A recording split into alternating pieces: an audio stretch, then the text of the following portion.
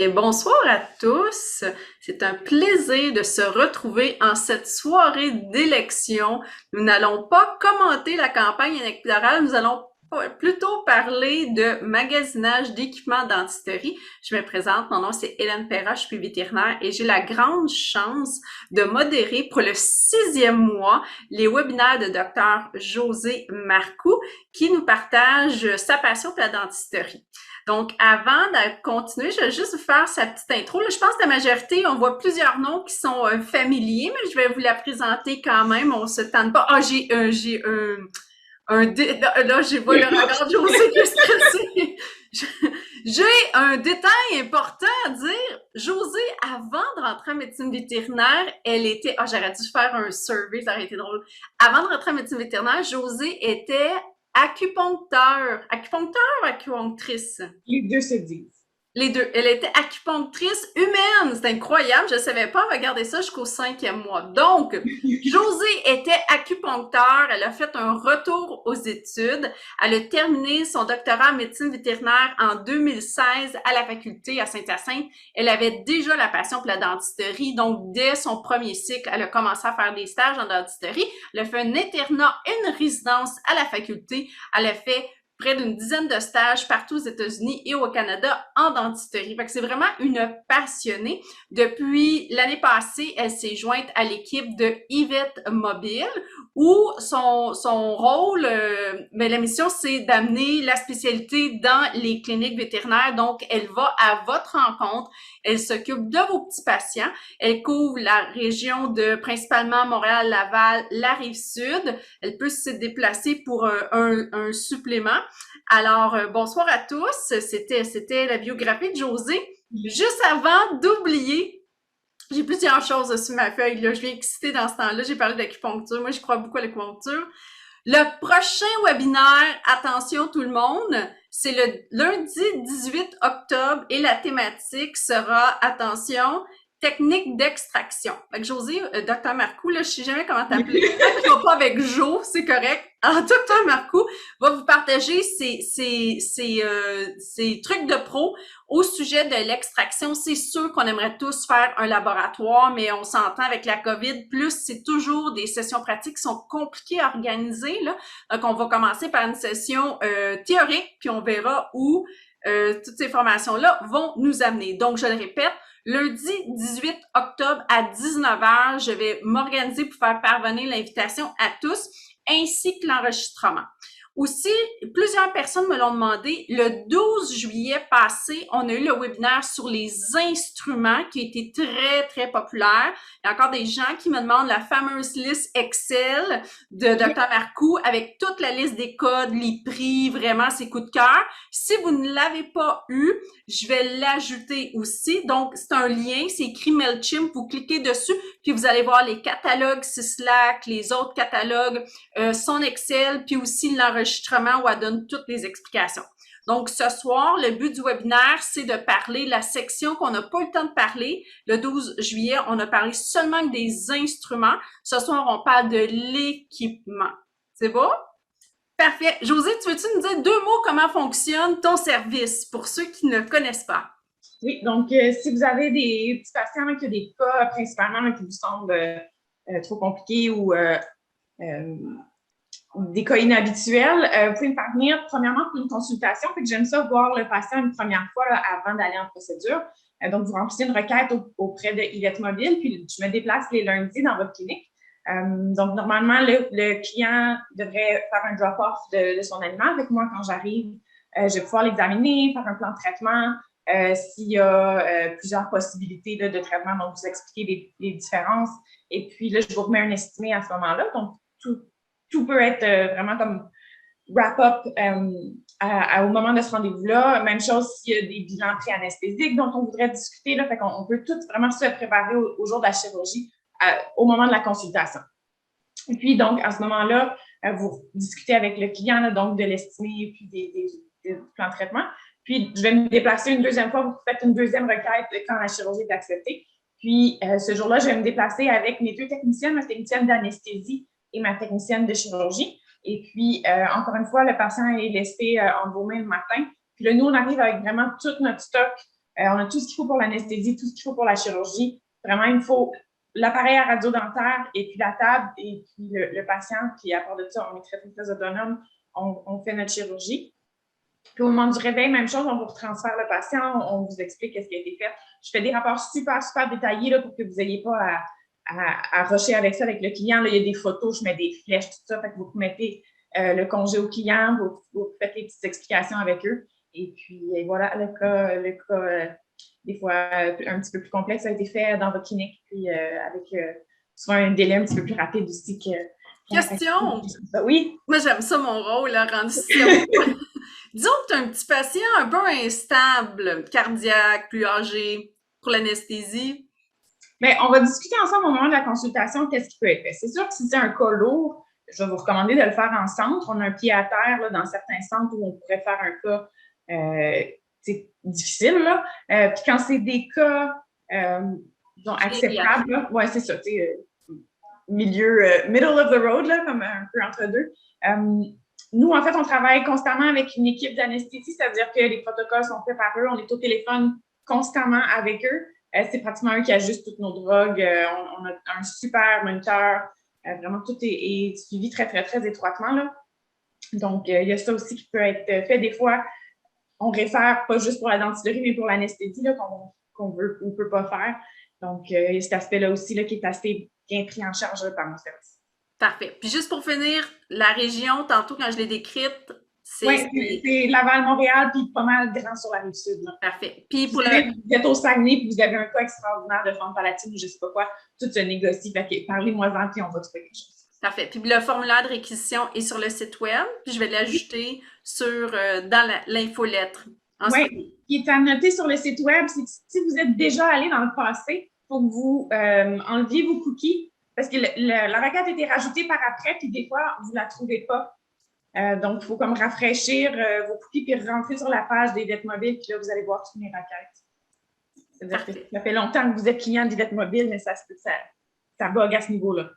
Parfait. Puis, Josée, aussi, tu vas être au congrès de CVQ, c'est vrai? Oui.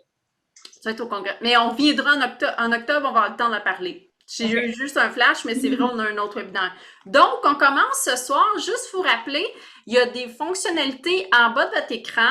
Il y a le chat, puis il y a le Q&A. Donc, gênez-vous pas si vous posez des questions. On n'a pas reçu des tonnes de questions. Je pense que les gens ont des questions comme très générales. Une des questions qu'on a reçues, c'était vraiment comme, en gros, qu'est-ce que tu nous recommandes pour la machine à radio? Ça revient constamment dans le groupe de la MDQ, dans le groupe vétérinaire du Québec, dans les autres groupes aussi américains. Parle-nous de le CR, DR, tout ça. Bon, premièrement, il y a comme deux volets à la radio. Fait que le générateur à rayon X qui va émettre les radiations, puis il y a le logiciel puis le système que vous allez choisir. Souvent, sûrement qu'ils vont essayer de vous les vendre ensemble, mais à la limite, ça pourrait être indépendant, ces deux choses-là. C'est deux achats séparés. Ou si vous avez déjà le générateur parce que vous faisiez du film avant, vous pouvez tout à fait seulement acheter un logiciel numérique et vous servir du vieux générateur. Il fonctionne, il fait sa job. Là. Fait que si on regarde du point de vue du générateur à rayon X, on peut commencer juste par physiquement, il peut soit être monté au mur ou sur roue. Fait que déjà là, il y a des petites différences. Sur roue, habituellement, il va venir c'est quand même assez pesant, il va venir avec une grande perche, puis souvent un gros X par terre. Là. Ça a l'avantage que vous pouvez l'amener n'importe où dans la clinique, puis vous pouvez le tasser dans un coin après. Ça a le désavantage, par contre, d'être relativement encombrant quand on l'utilise. Puis il ne faut pas s'enfarger dedans, quand on fait le tour du patient, ces choses-là. C'est un peu à peser si vous voulez un appareil qui est sur roue. S'il est monté au mur, une des choses que je constate des fois quand je me promène, c'est qu'il faut qu'il soit assez long. Des fois, si on a des grands patients, là, un grand berger allemand, on se rend compte qu'on n'est pas capable de l'amener devant la tête du patient. Donc, s'assurer là, que ça va jusqu'au bout de votre table, puis même donner du vent un petit peu plus. Là. Assurez-vous que la façon dont il est monté au mur va être ergonome quand vous faites vos radios. Puis l'avantage de monter au mur, c'est que vous le repliez sur le mur après, il n'est pas dans les jambes, personne ne s'accroche dedans, on ne s'en fâche pas. Mais évidemment, si vous changez de table, là, vous n'avez plus d'appareil à radio. C'est absolument cet endroit-là qui va être dédié à la dentisterie. C'est un peu le pour et les contre entre fixe ou mobile. à choisir. Il n'y a pas de bonne ou mauvaise réponse. Là, ça dépend juste c'est quoi votre setup, comment vous êtes dans votre clinique. Puis une fois qu'il est monté au mur, là, je veux dire, ça change de place. Là, si vous rénovez, là, à la limite, ça c'est pas fait là pour toujours. Ensuite, une des choses à faire attention, je dirais, quand vous magasinez, une des caractéristiques à regarder, c'est la grosseur du point focal. En fait, plus le point focal va être petit, plus que vos images vont être nettes ou crisp, vraiment bien définies. Puis ça, des fois, ça n'a rien à voir avec votre logiciel, là, c'est vraiment l'appareil à radio qui va émettre. C'est un petit peu comme si on imagine que les rayons s'en vont soit, s'ils sont grossiers, ça va faire une ombre qui est comme un peu floue sur votre film. Fait que l'image va toujours être un petit peu floutée, tandis que si c'est des rayons bien nets, l'image va toujours être plus nette. Donc, ça vaut la peine d'investir pour le plus petit point focal possible, parce que même si vous avez un super bel appareil, vous avez un super beau logiciel, vous avez pris de l'expérience, vous êtes rendu super bon dans votre placement, mais vos images vont toujours manquer de netteté. Et ça, c'est frustrant, c'est jamais quelque chose que vous allez pouvoir changer ou améliorer. Fait que ça vaut la peine d'investir dans un petit point focal pour avoir des belles images nettes. Et puis l'autre chose, c'est la façon dont le bras s'ajuste. Dans les deux cas, qu'il soit mobile ou monté au mur, vous allez avoir un gros bras qui se plie, qui se déplie, puis c'est comme ça que vous pouvez placer votre appareil à radio dans l'espace sur le patient. Et puis, c'est important qu'une fois que vous l'avez placé, quand vous le lâchez, il ne bouge pas. Parce que on sait que le positionnement radiographique est un petit peu ardu pour la plupart. Donc, une fois qu'on a eu notre angle, si l'appareil bouge de 5 cm, ben, je m'excuse, mais ta radio est plus placée. Donc, quand vous achetez votre appareil, demandez à votre rep de vous montrer comment ajuster le bras. Habituellement, il y a une couple de petites vis qui sont souvent bien cachées, là, que personne ne sait qu'ils existent. Là. Tout ce qu'il y a à faire, c'est les resserrer une fois de temps en temps avec une Allen key ou un tournevis. Ça va faire que votre bras, quand vous le placez, il est serré et il ne bouge pas. Ça va tellement vous faciliter la vie. C'est vraiment bête. Là. Souvent, en fait, je dis que je fais ma BA. Là, quand je me prends dans une nouvelle clinique, j'ajuste les bras de radio. Là, fait que, tranquillement, là, j'ai comme 10-12 qui s'en viennent bien ajuster dans la région de Montréal. Mais ça n'a pas d'allure de placer ta radio puis qu'ensuite, il se tasse, des fois, je dis 5 cm, des fois, il se tasse d'un pied. Là, je veux dire. Excusez, j'ai vu le pop-up, ça m'a un petit peu distrait, mais il faut absolument que vous sachiez placer votre bras, puis c'est vraiment bête, votre rep va vous le montrer, mais prenez 2 minutes et insistez de savoir comment ils vont vous le placer. Je veux juste vous dire que Dr Marcoux est une femme manuelle. Elle fait elle-même, elle est hallucinante. Elle fait elle-même des rénaux chez elle. Limite faire un flip, ça ne lui fait pas peur. Donc, la dentisterie lui va très bien. On a une question de la part de Dr Cormier. Qu'est-ce qu'il faut regarder comme chiffre pour déterminer si l'appareil a un petit point focal? Normalement, dans les spécifications, ça va être écrit. Donc, il faut regarder, si vous magasinez plusieurs appareils, bien, en fait, choisissez celui qui est plus petit. Je ne sais pas en quantité combien ça donne. Il y en a un que j'aime bien. Je vais le chercher en même temps. Quand je vais dans les cliniques, je sais que celui-là fait toujours des belles radios.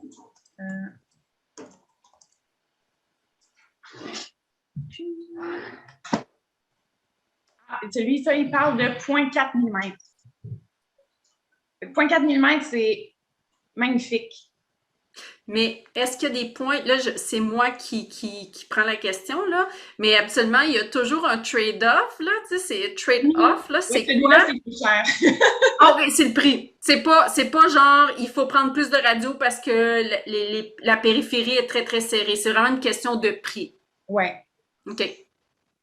Donc, ouais. Mais ça vaut la peine, comme je vous dis, parce que même si vous améliorez votre technique, si votre appareil vous fait des radios un peu floues, ben, vous allez toujours être limité par ça. L'autre chose que j'ai vu une seule clinique qui avait ça, mais il y avait de la collimation dans leur radio. C'est terrible. Enfuyez-vous de ça. Donc, normalement, le faisceau va être rond. Et donc, peu importe comment je vais placer ma radio ou mon tube autour de mon patient, les radiations vont toujours s'en aller dans ce rond-là. Donc, peu importe si votre film est en diagonale par rapport au rond, il va toujours être bien irradié. J'ai vu un appareil qui collimate qui vous fait un rectangle. Il vous fait un rectangle droit comme ça. Si votre film il est comme ça parce que le patient est placé comme ça parce qu'il est roulé sur une serviette, bien là, vous allez vous ramasser avec une espèce de losange dans votre radio. Là, les coins ne seront pas exposés. Bref, vous ne voulez pas d'accollimation. C'est ça qu'il y a à retenir. Là. On veut que le rond de l'appareil radio, ça soit tout ça qui soit irradié. C'est déjà extrêmement petit. C'est déjà collimaté. Là, je veux dire, vous irradiez seulement ça. Vous n'avez pas besoin de collimation supplémentaire. Même moi, j'ai de la misère à faire des radios dans cette clinique-là. Là. Fait que collimation, on dit ça. La plupart n'en ont pas, là, mais j'ai vu un appareil comme ça, puis ouais, j'ai dit des gros mots. Fait que pas de collimation, le plus petit point focal, ajuster le bras, puis à savoir s'il est mobile ou fixe, bien là, c'est choix du chef, ça dépend si c'est. Puis là, si j'ai bien compris les explications que tu m'as données, et là, je m'excuse si je vous fais tous honte, mais vous voyez, moi, j'ai pas de filtre. Alors. Donc, tantôt, tu parlais, qu'est-ce qui fait la grosse différence, c'est les logiciels qui viennent avec. Oui. Tu nous en parlais un peu, parce que ça peut être là, un peu le nerf de la guerre. Oui. Fait que là, on a l'appareil qui va produire les radiations. Maintenant, il faut l'appareil qui va vous faire une image puis qui va vous l'envoyer sur l'ordinateur. Fait que ça, c'est vraiment deux achats qui peuvent être complètement séparés. Ça peut être deux marques différentes, ça n'a pas vraiment d'importance. Quoique, bon, il y en a qui vont vous dire qu'ils se parlent Bluetooth, blablabla, là, mais à la limite, comme je vous dis, ça pourrait être le vieux générateur de 10 ans, s'il y a un nouvel appareil, ça n'aurait pas d'importance. La première grande question à se poser, c'est est-ce qu'on veut du direct ou de l'indirect? Fait que du direct, c'est aussi connu sous le nom du DR, puis de l'indirect, c'est du CR. Aucune idée pourquoi, ou d'où vient le C, mais bref, c'est comme ça. Fait que la différence, le direct, vous allez avoir un petit sensor qui est gros comme un film numéro 2, donc qui est à peu près 1 pouce par 2 pouces, disons, qui est numérique, donc qui est un petit peu plus épais, il va avoir à peu près 1 cm d'épais. Il est relié avec un fil à votre ordinateur ou des fois, il est relié justement au générateur parce que c'est près l'un de l'autre. Et puis là, ça va envoyer directement l'image à votre ordinateur. Ce qui est intéressant de ce système-là, c'est qu'il n'y a aucun délai. Vous exposez votre film, votre cassette, là, votre système direct, ça s'affiche à l'écran en 1 seconde. Les désavantages de ce système-là, c'est que le film, il est épais. Je viens de dire qu'il y a à peu près 1 cm. Des fois, quand on a des mini-chats ou des mini-chiens, le 1 cm, il est très gros. Puis, à l'inverse, quand on a un berger allemand, bien, le 2 pouces par 1 pouce, ça fait beaucoup de radio dans une bouche de grand chien. Donc, ça, c'est un petit peu le désavantage, c'est qu'on est limité à une seule taille. Je sais que ça fait des années qu'ils en parlent, puis là, je pense que c'est finalement arrivé. Ils sont en train de faire un film numéro 4, fait qu'un film plus grand. Mais c'est quand même très, très, très dispendieux, ces capteurs-là. Et puis, l'autre désavantage, c'est, mettons, un capteur. La dernière fois que j'ai regardé là, un capteur numéro 2, c'était quelque chose comme 6 000 $. Mettons, là, vous faites une radio sous sédation, puis votre patient il est semi-endormi, puis vous croque votre capteur, bien là, c'est 6 000 $ pour le remplacer. Donc, même chose, il ne faut pas que vous l'échappiez, il ne faut pas que vous le cogniez pendant les procédures ou le nettoyage, peu importe. Là. Fait que c'est pas si fragile, mais c'est juste que si on l'abîme, ça fait mal.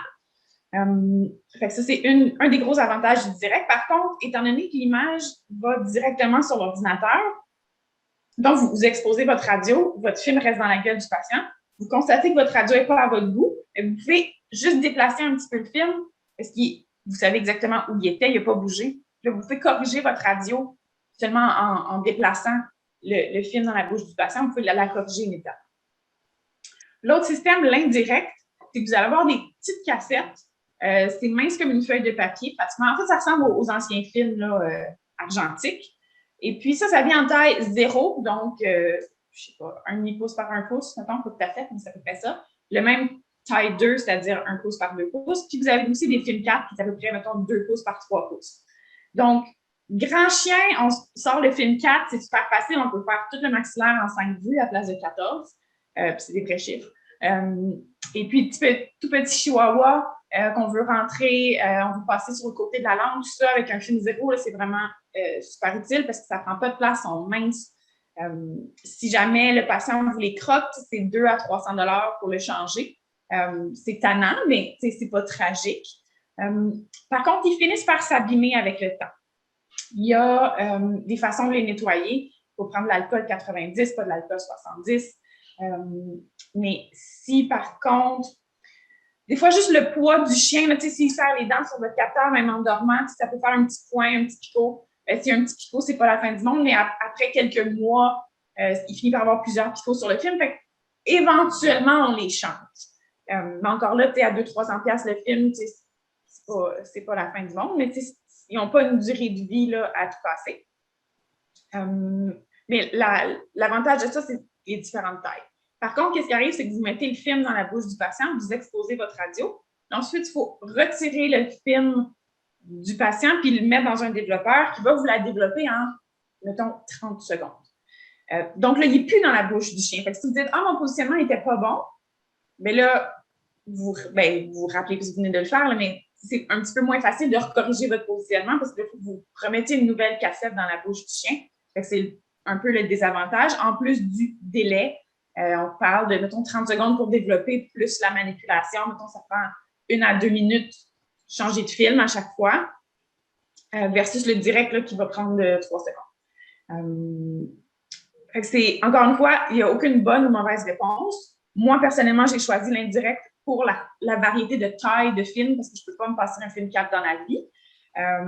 Mais il y a ce délai-là. C'est sûr, j'ai plusieurs films de la même taille. Fait que, si j'ai un chien moyen, puis je sais que je fais des films 2, ben je développe, je passe à ma technicienne, je prends tout de suite un autre film vierge, puis j'expose l'autre pendant qu'elle développe la première. Fait qu'il y a quand même moyen de rouler, là.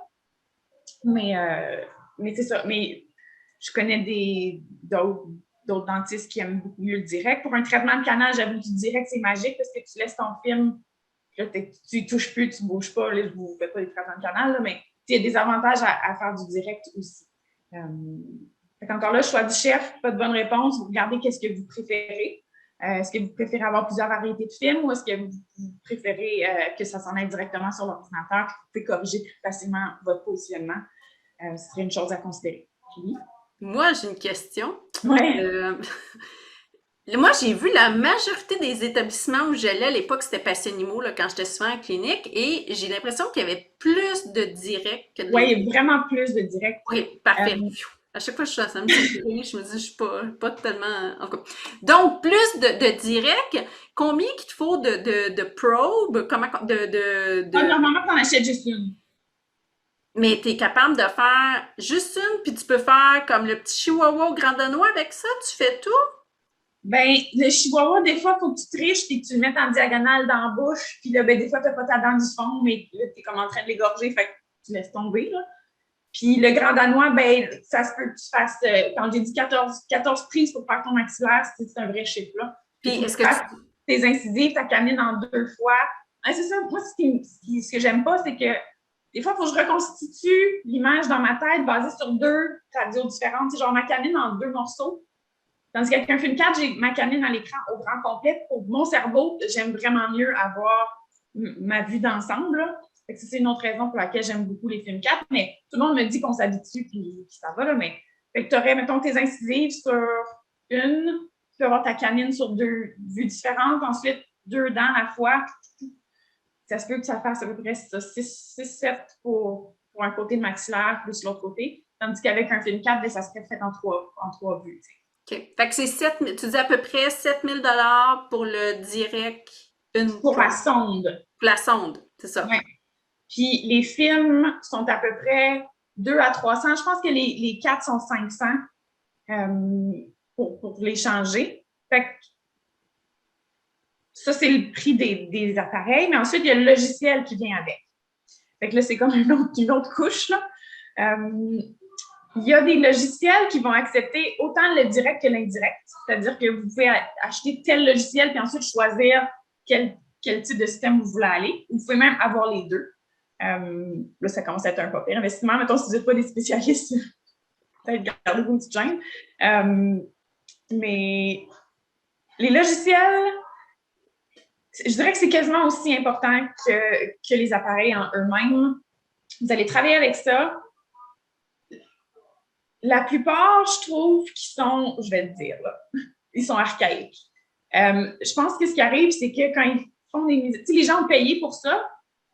Et puis donc, s'ils font une mise à jour, mais c'est comme si un peu ils bloquent les vieux. C'est pas un logiciel qui se met à jour comme que tu aurais un abonnement. Donc, les logiciels ne changent pas beaucoup dans le temps. Puis, tant qu'à moi, ils sont dus pour une refonte de beaucoup de logiciels parce que j'ai l'impression des fois d'être dans des logiciels des années 90. La plupart vont vous permettre des choses relativement simples comme tourner les radios, du bon sens. Ils vont avoir des petits algorithmes aussi pour éclaircir un petit peu les images. Ce qui est le fun aussi avec le digital, c'est qu'ils vous mettent les images plein écran. Là, fait que même si vous avez un petit film 2, ben, votre dent est aussi grosse que l'écran, on voit plein de détails, ça c'est super. Ensuite, là, il y a toutes les autres choses, dépendamment de ce que vous voulez faire avec votre logiciel. Exporter les radios, faire des notes à même des radios, faire des dessins, entourer les lésions, si c'est le genre de choses que vous voulez faire pour vos clients. Là, il y en a qui sont vraiment plus friendly que d'autres. Il y en a aussi qui vont vous exporter sous forme de rapport. Ils vont déjà vous placer toutes vos radios, vous allez avoir une belle feuille pour le client. Il y en a d'autres qui ne font pas ça. Fait que, assurez-vous de magasiner comme il faut les logiciels puis d'en trouver un qui vous plaît. Encore là, il n'y a pas de bonne ou mauvaise réponse. Si tout ce que vous voulez, c'est tourner les radios puis les mettre dans l'ordre, ben, ils font tout ça, là. Mais si vous aimez les placer en montage labial, vous aimez faire des petits dessins dessus, prendre des mesures, ils ne sont pas tous aussi faciles. Fait que le logiciel est vraiment important pour sa facilité parce que même moi, je grogne beaucoup après mon logiciel. Encore là, vous allez travailler avec beaucoup. Même si votre technique est super bonne, si vous vous battez pour exporter les radios, vous vous battez pour afficher la bonne affaire, puis ça vaut la peine de les tester, de les essayer. Puis, au-delà de ça, les algorithmes, chaque logiciel a son algorithme là, qui est comme proprietary, là, qui ont vraiment... Fait que la netteté de l'image dans le logiciel, pas juste la netteté, mais le niveau de contraste, tout ça va être différent d'un logiciel à l'autre, puis on a tous nos préférences. Fait que le Scanex, par exemple, fait des images très contrastées, très foncées. Puis il y en a d'autres comme le mien, le CR7, il y a vraiment beaucoup plus de tons gris. Fait que, encore là, pas de bonne ou mauvaise réponse, mais il y en a qui préfèrent un type plus que l'autre. Fait que les images peuvent avoir l'air assez différentes, même là, du même patient. Là. Je l'ai déjà fait avec des collègues, là, d'avoir plusieurs appareils un à côté de l'autre, puis on prend toute la même radio dans le même chien, puis après on regarde un petit peu la différence entre les différents systèmes. Là. Puis, c'est pas nécessairement une question de qualité, mais bref, il y en a qui vont aimer mieux travailler avec des images très noires, d'autres des images plus pâles, tout ça, puis il y a une petite différence dans ça. Fait que, au feeling aussi, il y en a qui vous allez dire « Ah, cette image-là est vraiment belle », puis il y en a d'autres qui vont dire « Je l'aime pas, on dirait que je vois pas ce que je veux voir ». Fait qu'il faut vraiment les magasiner puis les essayer tous. Il y a beaucoup de cliniques, pas de cliniques, mais de reps qui vont accepter des fois de vous en prêter pendant quelques temps. Fait que si vous demandez, là, ça peut être possible qu'ils vous les prêtent pendant une couple de semaines, que vous l'essayez puis que vous voyez, là, pas juste en 5 minutes, là, mais bien au fil d'un patient, au fil d'un cas, si vous êtes capable de travailler avec ce logiciel. Question, Josée. Oui. C'est de moi, là. Est-ce que c'est possible d'aller dans le logiciel? Est-ce qu'il y a des settings qu'on peut modifier? Y a-t-il comme des ajustements qu'on peut faire, que le rep peut faire? Ou... Le rep peut. Moi, quand j'en ai magasiné 2, là, plus étroitement, puis à un moment donné, je disais, j'ai de la misère avec, je trouve pas la netteté que je veux, justement. Puis lui, il est allé jouer justement dans l'algorithme, il y en a sélectionné un différent. Mais tu sais, c'est pas quelque chose que moi, je fais au jour le jour, d'aller jouer dans l'algorithme. Il y a toujours un petit bouton rapide là, qui nous fait comme clarté là, ou contraste. Ça, oui, on peut jouer avec. Mais sinon, les algorithmes sont pas mal fixés. Là. Parfait. Puis tu disais tantôt, là, il y en a selon différentes compagnies. As-tu comme des grosses caractéristiques comme ça qui pourraient comme un peu aiguiller sans dire tel, tu sais, parce que c'est délicat de dire un tel est meilleur, un tel est moins bon parce que c'est complètement subjectif, mais il y a comme des caractéristiques que... Tu sais, regardez la taille de l'appareil, ça peut être un facteur dépendamment de comment vous êtes installé. Il y en a qui les développeurs très, très, très petits, il y en a qui sont pas mal gros. Fait que ça peut aussi être un facteur pour certains. Les prix, je dirais, ça va tout tourner autour de 12 000 peut-être, là, 11, 13, 17. Il faut s'attendre à des prix un petit peu comme ça. Puis ça, c'est sans générateur. Fait que juste le développeur. Puis encore là, ça dépend si vous choisissez du direct ou de l'indirect, combien de sons ou de cassettes vous achetez. Comme moi, les cassettes, comme je dis, je place mes radios pas mal rapidement. Fait que, je me suis acheté plusieurs exemplaires justement parce qu'il m'a fait qu'elle développe à mesure. Si vous êtes plus slow, peut-être vous n'avez pas besoin de 4 pins du même exemplaire. Là. Mais j'en ai toujours aussi en backup. D'un coup, je m'en fais croquer un ou quelque chose comme ça. Il faut regarder aussi qu'est-ce qui est disponible. Il n'y en a pas des tonnes des logiciels de radio qui sont disponibles au Canada. Là. Oui, est-ce qu'il y en a en français? Ou c'est pas du tout en français, ça n'a pas été traduit? Je veux dire, je pose une question comme ça, mais on a-tu une obligation? Est-ce que ça apparaît quelque part dans le dossier du patient et que ça devrait être en français ou? Si on exporte les radios dans un rapport, c'est sûr que le template là, du rapport, c'est moi qui ne dis pas en français, là, mais le patron. Le gabarit. Oui, c'est ça. Va paraître dans la langue du logiciel. Je suis en train de me demander si je ne sais même pas si mon logiciel est en français. J'ai l'impression.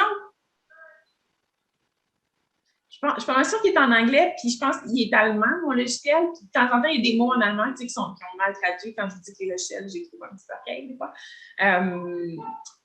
Mais l'autre que j'ai essayé, était-tu en français? Oui, je pense que ça existe. Il me semble qu'il y en a. Du point de vue légalité, je ne pense pas que c'est vraiment important. C'est obligatoire. À ce que je sache, tout ce qui est obligatoire, c'est d'identifier le patient. La date, tout ça va être incluse va suivre, mais c'est un DICOM. Ils font tous du DICOM. Fait que rendu là, il n'y a pas vraiment de différence d'un logiciel à l'autre. Tous les logiciels font du DICOM avec la date. Le site aussi, vous allez devoir souvent identifier c'est quelle dent que vous avez pris, là, parce que le logiciel ne sait pas tout le temps.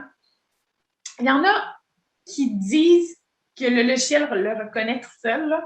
Je ne l'ai pas essayé, j'ai un peu des doutes, mais il y en a qui se vantent d'identifier les dents, puis il y en a aussi qui vont dire il y a certains logiciels que vous achetez le générateur avec le système direct, il va vous setter vos paramètres d'exposition tout seul. Parce que là, supposément qu'il parle au capteur, puis là, il sait combien il y a de tissu entre les deux, puis il va se régler tout seul. Mais sinon, pour les paramètres, savoir combien de millisecondes d'exposer, après quelques temps, vous allez savoir facilement. Là, petit chien, c'est ça, grand chien, c'est ça, petit chat, c'est ça. Là. Fait que normalement, il n'y a pas trop de... Il suffit de connaître votre appareil là, en une ou deux procédures, vous allez savoir. Souvent, les logiciels vont vous indiquer si la radio est trop exposée ou pas assez. Fait qu'il suffit de viser comme le milieu du petit graphique qui vous montre. Là. Puis vous allez savoir si c'est trop exposé ou pas assez. Josée, tu disais, s'il y a des questions, gênez-vous pas, vous pouvez, là, je dis des choses que j'ai notées sur ma feuille, mais tu disais que la meilleure façon, en fait, de regarder pour magasiner, c'est d'aller au congrès Dental Forum, qui est ton association, en fait, où tu es boardé, parce que, félicitations, tu as fait ton board déjà théorique. Oui, théorique. Donc, cette année, c'est à Indianapolis, c'est du 20 au 24 octobre. Moi, j'arrive de Philadelphie. Ça a été du sport, les amis, traverser la douane et surtout revenir avec les tests PCR, les tests antigènes, les applications. J'avais l'impression de signer une hypothèque là, pour traverser en termes de paperasse. Mais bon, s'il y en a qui ont le goût de l'aventure, ou peut-être attendre l'année prochaine, mais c'est tout en fait, on va en parler un peu tantôt, mais si vous avez des chaises que vous voulez essayer, comme les selles, il y a tellement de modèles que c'est tellement personnel, vous pouvez les essayer sur place, puis aussi essayer les instruments, puis souvent ils ont des bons des rabais de congrès aussi. Oui, ce qui est pas au congrès, c'est vraiment, vous pouvez prendre d'un stand à l'autre, si vous dites je magasine un appareil à radio, ils sont comme tous là. Fait que là, vous allez voir les images d'un, vous allez voir le logiciel, vous posez des questions web, blablabla. Ensuite, vous marchez, vous traversez le corridor, vous allez faire la même chose avec l'autre. Là, vous les avez tous back-à-back. À place d'essayer de faire venir 5 reps dans votre clinique pour vous les montrer les 5. Là.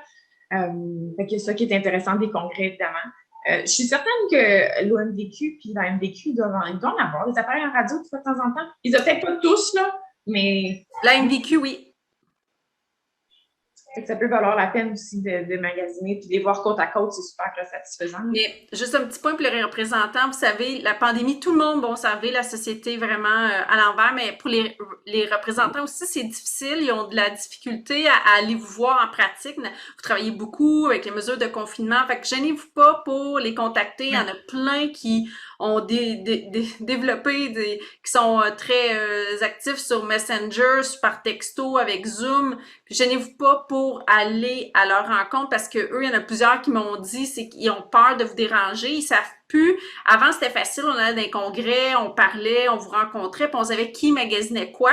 Là, pour eux, c'est plus difficile de savoir qu'est-ce qui se passe avec le marché, savoir quelle clinique se rénove, se modernise. Donc, gênez-vous pas. Faites, demandez-leur une rencontre, puis ils vont être super contents. Ils attendent que ça, d'avoir des rencontres en chair et en os, si vous le permettez, au sein de votre établissement. Et puis, c'est assez portable, un appareil radio, là, ils ont ça dans leur camion, ils vont venir vous le montrer, puis vous allez pouvoir l'essayer. Est-ce qu'il y a d'autres questions? Eh bien, là, il y a juste moi qui pose des questions. Est-ce qu'il y a des questions sur... Y a-t-il autre chose que tu veux dire? Ou y a-t-il des questions sur spécifiquement la machine à radio? Moi, je pense que j'ai fait le tour. Désolée, je n'avais pas de support visuel, là, mais s'il y a des questions, c'est pas. Je ne vois rien. Bon, après ça, ben, on va passer. Je pense que tu voulais ton coup de cœur, c'est vraiment la machine à vacuum. Ça, t'en parles à chaque fois. Préférez placer où l'appareil à radio? L'appareil à radio peut être placé au mur. Si vous avez la chance, dépendamment de comment vous êtes setupé dans votre clinique, là, si vous avez la chance d'avoir votre écran face à vous quand vous travaillez, vous pouvez afficher vos radios puis juste lever la tête pour voir vos radios à place de constamment vous tourner pour voir. Des fois, vous pouvez avoir deux écrans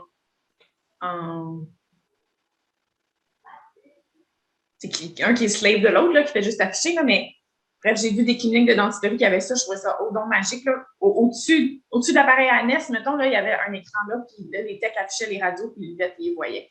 Fait que ça peut valoir aussi la peine d'avoir, si ça coûte pas cher, un écran d'ordi. Pour ce qui est de l'appareil à radio, mettez-le quelque part, vous n'allez pas vous péter la tête dessus. Le nombre de fois, il faudrait que je travaille avec un casque, parce que l'anesthésiste passe en dessous, au-dessus, autour. Fait que d'habituellement, c'est un petit peu moins pire quand il est monté au mur, j'ai l'impression, parce qu'il est plutôt comme au-dessus du patient, il y a moins de chances qu'on se pète la tête. Donc, un sur roue, s'il est derrière moi, je tourne beaucoup autour du patient, je gesticule, mais en chirurgie aussi, je me lève, puis des fois, je suis un petit peu comme ça, puis dépendamment je bouge beaucoup. Donc, c'est sûr, si l'appareil est derrière moi, je me cogne de multiples fois dans ma chirurgie. Pensez à l'ergonomie de votre salle. Super. Est-ce qu'il y a d'autres questions? Je vois pas d'autres questions. Tu veux-tu parler de la machine à succion? Oui. Si vous n'en avez pas, achetez-en une.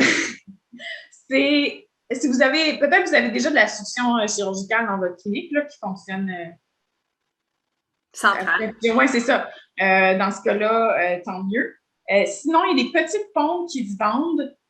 Ça rentre dans un sac, je veux dire, c'est long même. Là. C'est un petit peu bruyant, mais ça change tout. Vous allez avoir une bonne succion négative, une pression négative là-dessus. Puis il y a des petits embouts Fraser qui sont comme, je pense, c'est 2 French, là. Ça va vraiment permettre d'aller aspirer le sang dans les alvéoles puis de voir quand vous travaillez, surtout si on casse des racines. Là. Quand on casse des racines, je devrais dire pas si. Ça facilite tellement la vie, puis je le dis et je le redis. La première semaine que j'ai travaillé avec Yvette, on n'avait pas reçu notre succion encore. J'ai fait comme 2 chirurgies, pas de succion. Je vous garantis que j'ai perdu au moins 40 minutes à pas voir ce que je faisais, puis à éponger, puis ça se remplit immédiatement, puis tu n'as pas eu la chance de voir ce que tu fais, puis d'éponger. La succion, c'est magique, ça va... Je suis convaincue que ça raccourcit notre temps de chirurgie, puis ça va faciliter la vie. Puis tout le monde me dit qu'il haïsse la dentisterie, puis c'est frustrant, c'est difficile, là, mais de bien visualiser ce qu'on fait, mon Dieu, mais ça change tout. Fait que la pompe, ça s'appelle une pompe Chico. C'est à peu près 600 $, je veux dire, c'est pas super dispendieux, ça vaut pas la peine de s'en passer. Puis les embouts, c'est des Fraser. Comment t'épelles Suco? Suco? S-H-U-C-O, je crois. Non, il y a un C là-dedans. S-C-H-U-C-O. C'est O. Je vais le mettre dans. Autour des embouts, ouais, C'est comme les incontournables de Ricardo sans cuisine. C-H-U-C-O. Bon. Je cherche ça, embout d'aspiration. Ah, puis la question, c'est as-tu des photos des embouts? Oui, je vous partage ça à l'instant. Oups. Bon, là, il y a comme un 1000 pop-up qui essaie de me vendre des embouts, là. OK.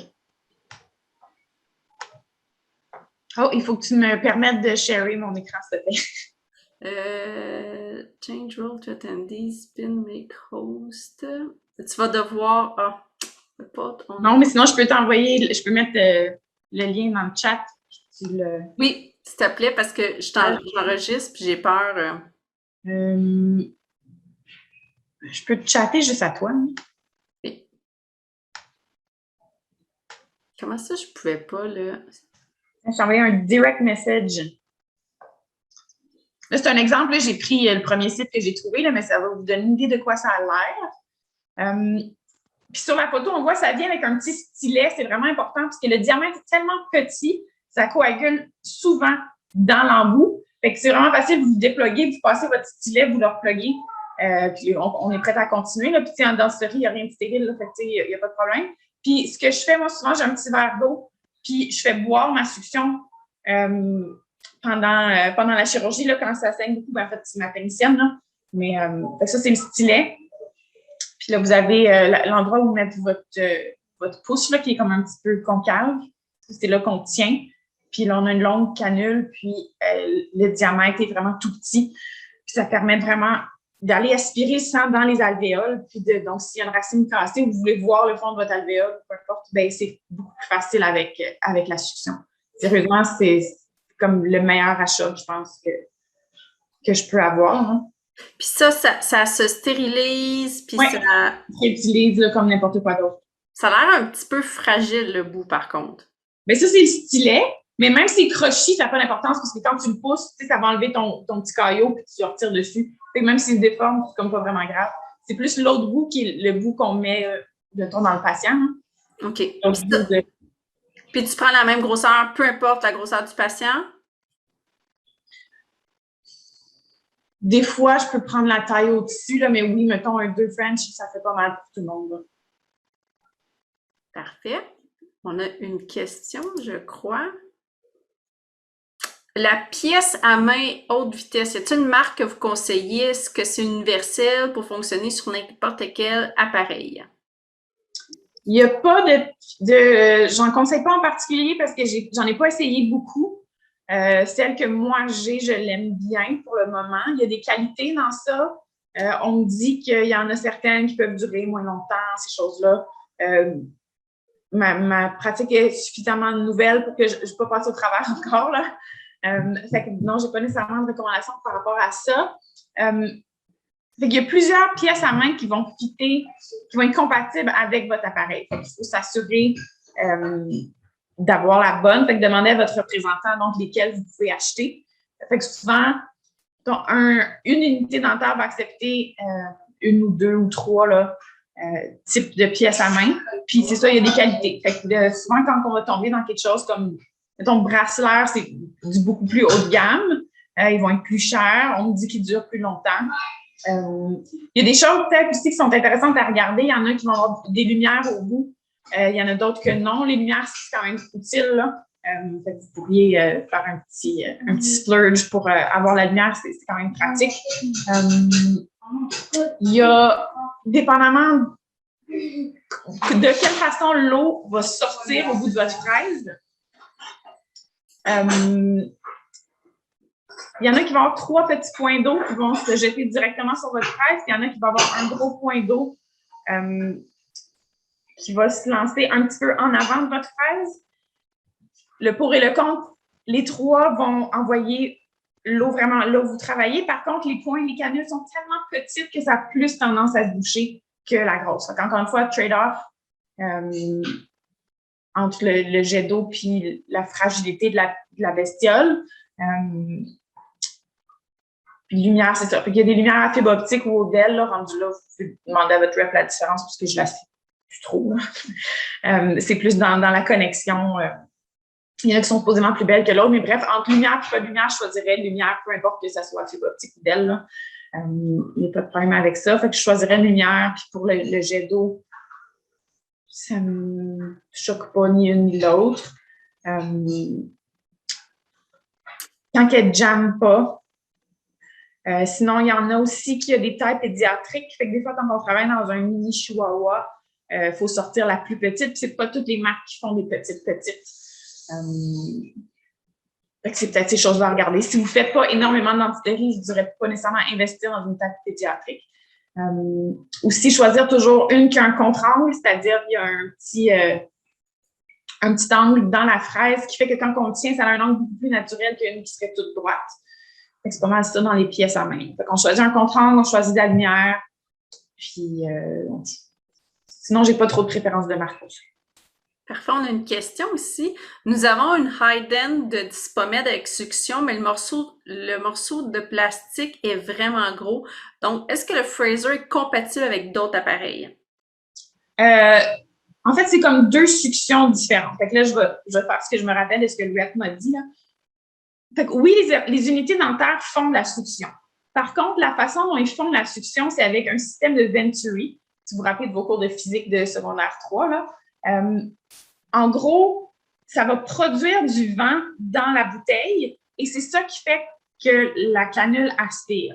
C'est pas la même chose qu'une pression négative qui va être produite par votre succion chirurgicale. C'est-à-dire que la succion chirurgicale attire activement, l'autre a fait du vent. Donc, c'est pas la même succion, c'est pas la même puissance, puis non, les embouts ne fitent pas d'un à l'autre, mais la succion chirurgicale va faire une grosse différence. Ça n'a rien à voir avec la succion qu'il y a sur votre machine.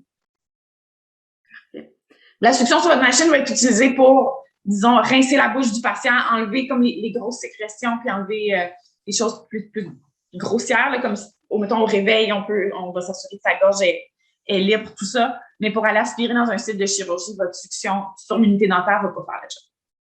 On n'a pas encore parlé encore, mais tu parlais tantôt avant le webinaire, les compresseurs. Oui.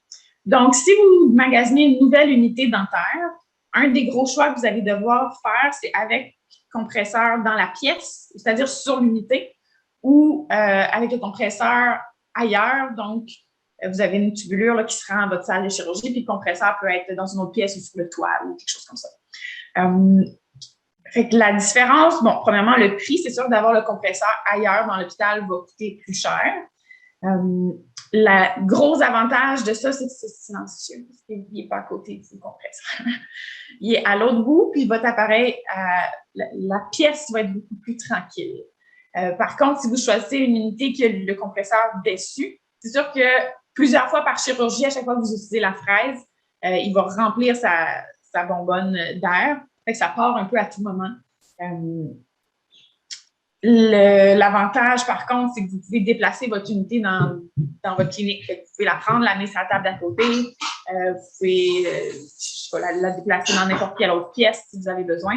Tandis que l'autre, si ça vient avec une tubulure à succion, mais normalement, c'est installé pour votre table de dentisterie, vous n'avez pas d'option de déplacer. Là. Ça sort du mur, là, comme la succion chirurgicale. Fait que, oui. Si ma mémoire est bonne, et là, ça fait longtemps, là, je vois des noms que je connais à cette époque-là, en 2010, je crois, quand j'étais au Centre vétérinaire Laval.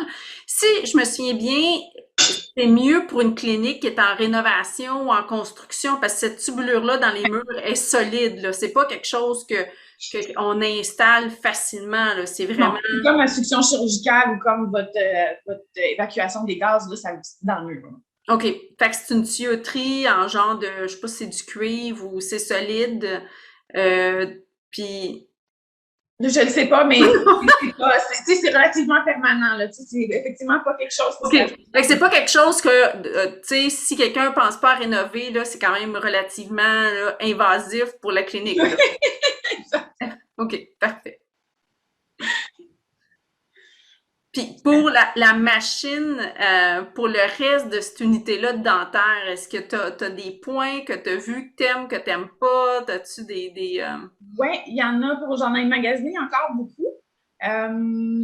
Bon, fait que la plupart vont venir avec une succion. Puis comme je vous ai dit, c'est la succion avec le système de Venturi. Fait que c'est bon pour aspirer la gorge, mais c'est pas la même chose qu'une succion chirurgicale. Donc, si vous pensez avoir une succion chirurgicale, peut-être que vous n'avez pas besoin de la succion sur votre unité dentaire, parce que la succion peut être en option des fois. Il va y avoir la succion. Ensuite, vous allez avoir la pièce à main rapide, donc en fraise. Il y en a qui vont venir avec la possibilité de mettre 2 fraises, donc ben, deux turbines. Là. Fait que vous pourriez avoir une fraise sur chaque, c'est-à-dire que quand vous êtes en chirurgie, vous n'avez pas besoin de changer de fraise à tout moment. Vous avez une fraise sur chaque pièce à main.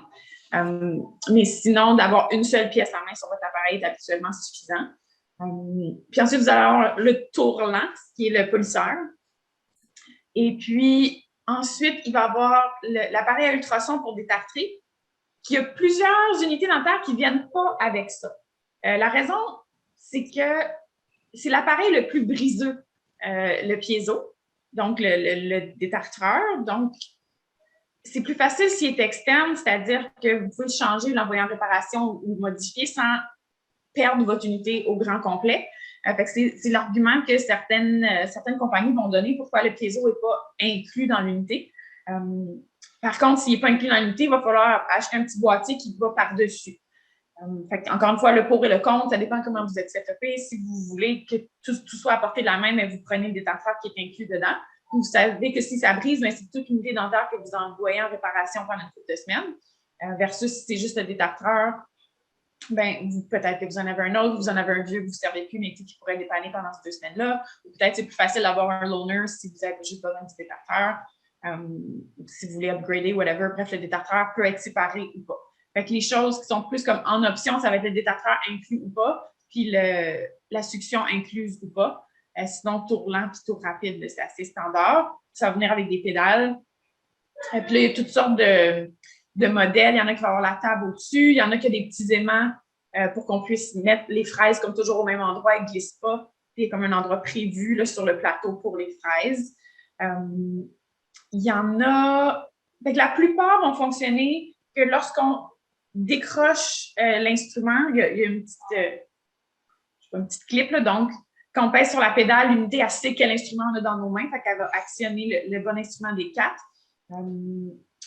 C'est tannant, donc si on se trompe et qu'on ne met pas à la bonne place, parce que après ça, quand tu pèses sur ta fraise, c'est l'autre qui part.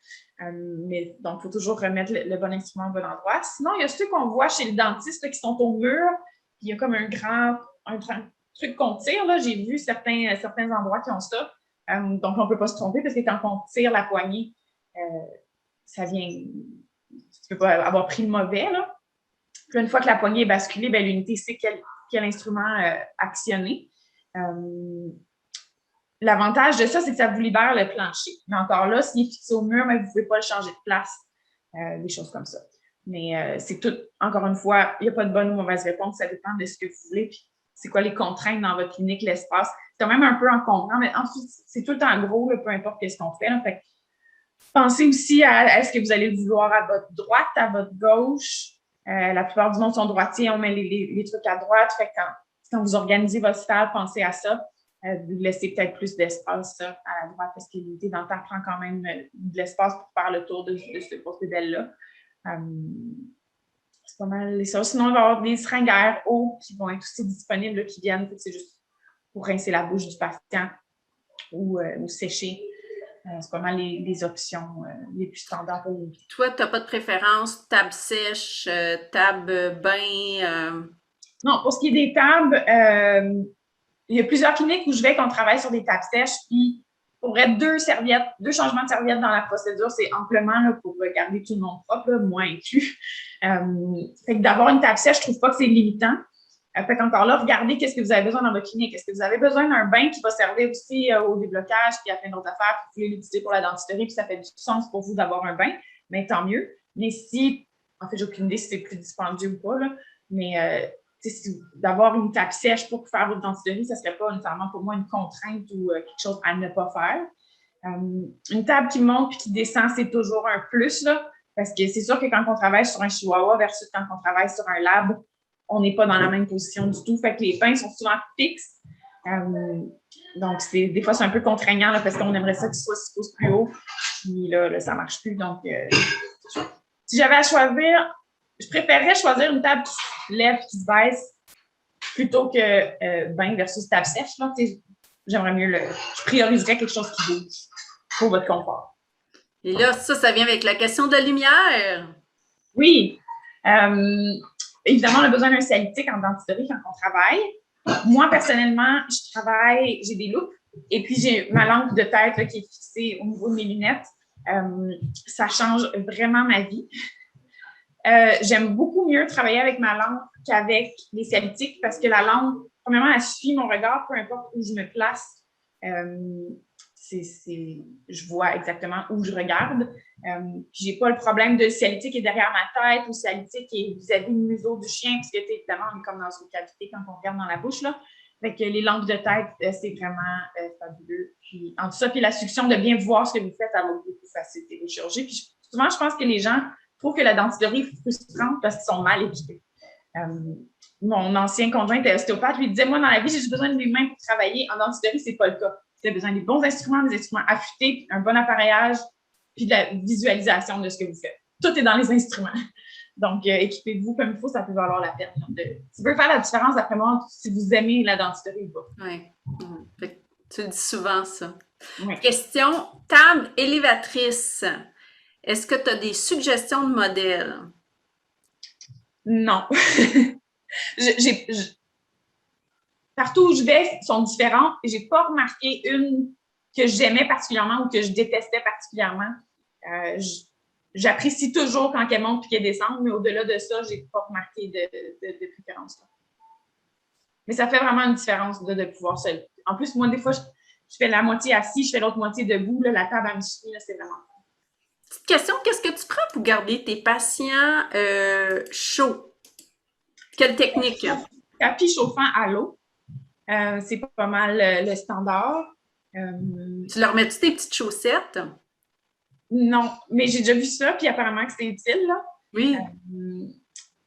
On a quand même la chance en dentisterie de pouvoir les abriller comme il faut, nos patients, là, parce qu'ils ne sont pas ouverts, ils ne sont pas rasés, ils ne sont pas scrubés. Là.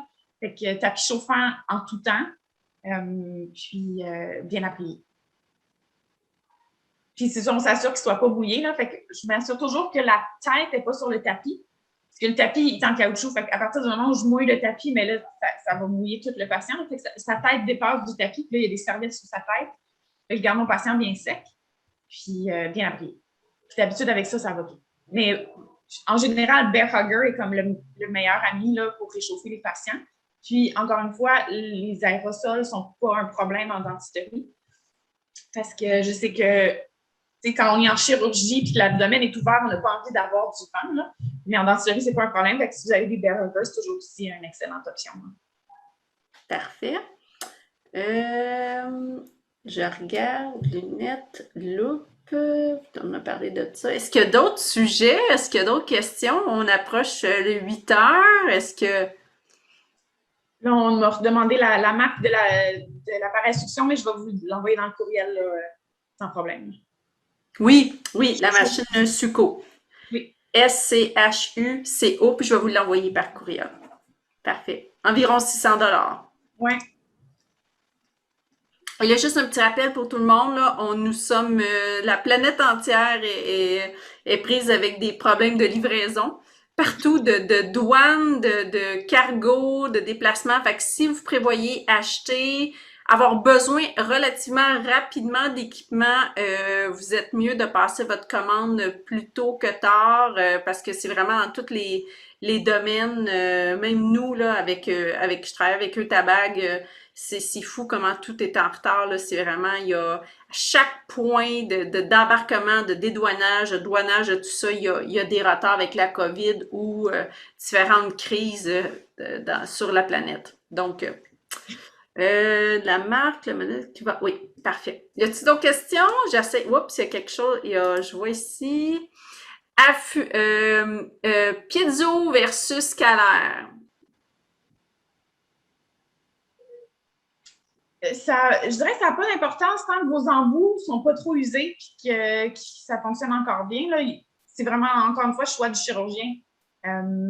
J'utilise un piezo parce que c'est comme ça qu'on m'a montré, puis c'est ça que j'utilise, mais les anciens fonctionnent bien. Fait que n'oubliez pas que vos embouts, ça n'a pas une durée de vie illimitée. Puis souvent, il va y avoir un guide qui va venir avec, un guide d'usure. C'est-à-dire que si on le regarde au microscope, là, en action, ça vibre, cette histoire-là. C'est vraiment la pointe de l'instrument qui fait l'effet parce que c'est lui qui balaie le plus grand. Fait que si vous imaginez que le bout de mon doigt est usé, il est parti, mais c'est sûr que ça ici, ça nettoie beaucoup moins bien que ça ici. Fait à partir du moment où les 2 premiers millimètres de votre embout sont disparus, ben votre embout n'est plus bon et il a besoin d'être jeté. Fait que assurez-vous d'avoir des embouts qui n'ont pas dépassé leur durée de vie. Et puis, à part de ça, je pense que les 2 appareils sont tout à fait acceptables. Je sais qu'il y en a qui produisent un petit peu plus de chaleur que les autres. Il faudrait que je revérifie mes notes, là. Fait qu'assurez-vous de respecter le temps qu'il faut pour votre appareil sur la même dent, je veux dire. Mais à part de ça, je n'ai pas d'objection à l'utilisation d'un ou l'autre. Ils ont toute leur utilité puis ils détartent toutes de façon acceptable. Il n'y a pas de problème. Là, on a 3 questions différentes. Je vais y aller avec celle de Dr. Loisel. Affûtage des curettes, combien de fois?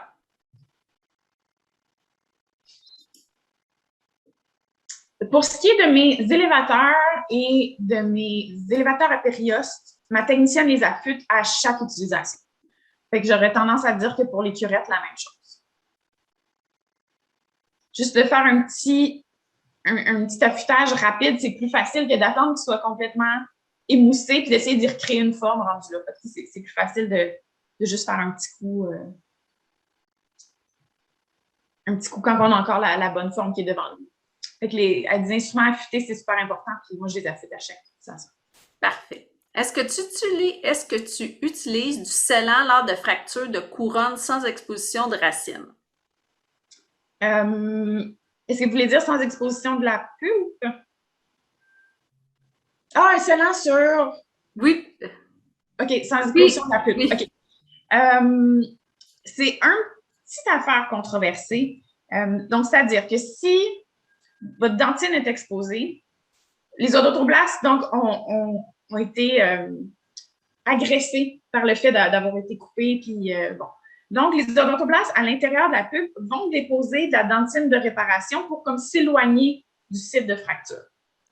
Donc, je pense que ce qui est accepté par la plupart des gens, c'est qu'une fracture qui est vieille, c'est probable que les odontoblastes ont déjà fait leur job et ont déjà scellé par en dedans la fracture non compliquée, c'est-à-dire la fracture qui n'expose pas la pulpe. Donc, habituellement, si je vois que la dent est arrondie, qu'il y a plein de tartes dessus, tu sais, je me dis, cette fracture-là, elle ne date pas d'hier. Souvent, ces dents-là, je vais les laisser tranquilles. On les radiographie tout le temps parce que 25% de ces dents-là sont mortes. Mais sachant que quand la dent est vivante, ceux-là, je les laisse tranquilles. Par contre, si je sais que la fracture est récente ou sur des jeunes patients, je vais recommander le scellant dentaire. Fait que des fois, les gens l'ont vu arriver, la fracture, ou sur les patients, disons, de moins de 2 ans, là, il y a tellement pas été de dentine que je recommande plus là, de le faire à chaque fois. Merci. On a reçu, ça c'est une question qu'on a reçue par courriel qui est sur les instruments. Donc, je la répète, je vais envoyer le lien sur le webinaire avec tous les instruments parce qu'il y avait beaucoup de contenu. Dont le fameux Excel, qui est une liste du Père Noël, je pense, pour tout un pays. Donc, quels sont les meilleurs élévateurs pour extraire des molaires de chat? En fait, la plupart du temps, pour les chats, en fait, n'importe quelle dent sauf les canines, là, je vais probablement prendre ce qu'il y a de plus petit, fait que les élévateurs numéro 1. Il y a du 1.3, 1.8 puis 2 mm, là. Fait que c'est dans ces 3-là, dépendamment de la grosseur de mon chat. Fait que ça va être vraiment dans les plus petits. Puis, ce qui est important, habituellement, on va choisir un élévateur. Si on visualise notre racine là, qui serait vue du dessus, on veut un élévateur qui va occuper à peu près le tiers de la circonférence de la dent. C'est comme ça qu'on sait si notre instrument est trop gros ou trop petit pour la dent qu'on fait.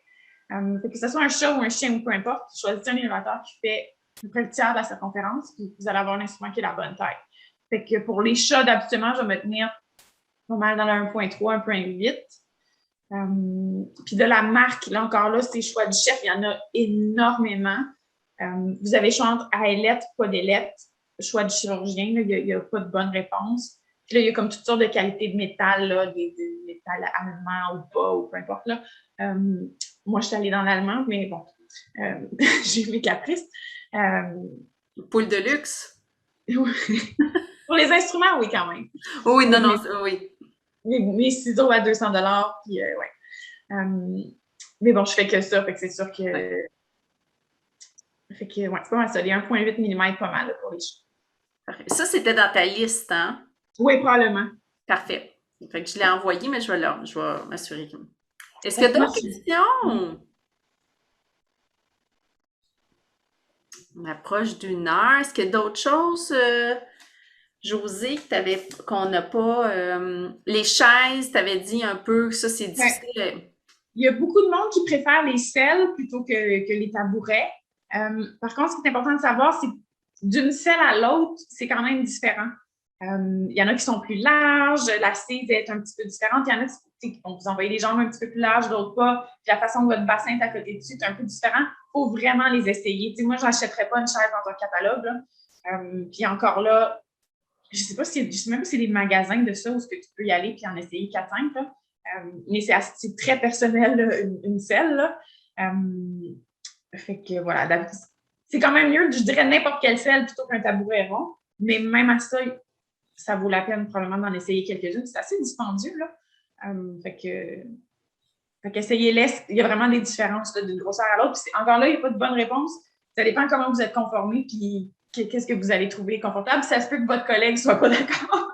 Fait qu'essayez de trouver quelque chose qui fit, là, mais c'est personnel, une chaise de chirurgie. Parfait. Pas d'autres questions? Alors, je crois qu'on a fait le tour. On laisse quelques secondes. Faites attention aussi, j'imagine, l'ergonomie, hein, à force, si vous faites commencer à faire beaucoup de dentisterie, c'est des gestes précis, répétés. Ça peut vous prédisposer à des maux d'épaule, de coude, de dos. Ouais. Là, je dirais la loupe fait une grosse différence parce que on voit pas bien dans une bouche parce que la racine est grosse comme ça, là, fait qu'on a tendance à s'approcher de notre patient, mais la loupe va avoir une distance focale ils vont vraiment vous ajuster votre distance focale par rapport à quand vous êtes assis le dos droit pour que ce soit vos mains qui soient les plus nettes possibles. Puis ça fait qu'on arrête d'avoir tendance à avancer parce que de toute façon, si tu avances, tu ne vois plus dans tes loupes. Donc, les loupes, ça peut être un bon investissement là, si vous faites beaucoup de dentisterie parce que ça va vraiment vous garder le dos droit. Ça vous force à avoir une bonne posture, sinon vous ne voyez plus. Puis de toute façon, vous allez voir beaucoup mieux avec vos loupes qu'avec pas de loupes. Et puis, je connais même plusieurs gens qui, une fois qu'ils ont adopté les loupes en dentisterie, ils les utilisent dans leurs autres chirurgies parce qu'ils ont pris goût. Puis ça change là, de la façon de faire les chirurgies. Ou on les achète. Là, on avait eu cette discussion-là dans les instruments parce que c'est pas donné, mais comme on dit, c'est un investissement. Toi, il y a plusieurs compagnies. Je dirais qu'un des gros facteurs va dépendre de si vous avez besoin d'une prescription de dents ou pas. Si vous n'avez pas besoin de prescription, vous avez beaucoup plus de choix, puis des choix beaucoup moins chers. Ceux qui offraient de mettre la prescription dans les loupes, au concret, j'avais trouvé, il y avait à peu près juste 2 compagnies qui le faisaient. Là, puis les loupes étaient beaucoup plus dispendieuses. Moi, j'avais le prix résident dans le temps, puis c'était 1 600 $ US. Là, fait que c'était quand même c'est une bonne facture. Mais si vous n'avez pas besoin de prescription, là, ça coûte pratiquement de moitié le prix. Là.